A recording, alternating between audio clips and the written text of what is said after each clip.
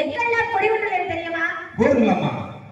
மகனே, நான் குடிகொண்டுள்ள அந்த 7 எல்லையும் கூறு பொழுது இங்குள்ள பெண்கள் எந்தெந்த பெண்கள் என்னை மனதார நினைத்து வழிபட்டுக் கொண்டிருக்கிறார்களோ அந்த பெண்கள் மீது அருளாக இறங்கி இந்த 7 கரகத்தையும் எடுத்தாடச் செய்து அப்படி இந்த கூட்டத்தில் என்னை மனதார நினைத்து வணங்குகிற பெண்கள் யார் யார் இருக்கிறார்கள் என்று பார்ப்போமா? தாயே, உன்னை வணங்காத இந்த உயிரினங்கள் எங்குமே இல்லை.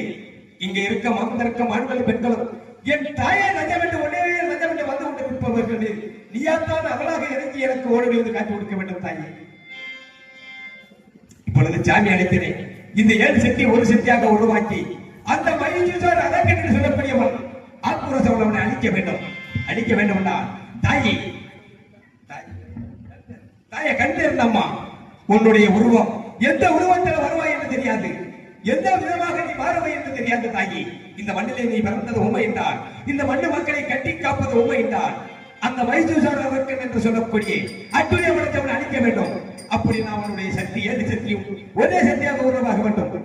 எங்கே இருந்தாலும் உன்னுடைய பிள்ளைகள் வந்து கரகத்தை எடுத்து என் கையில் கொடுக்க வேண்டும் தாயே.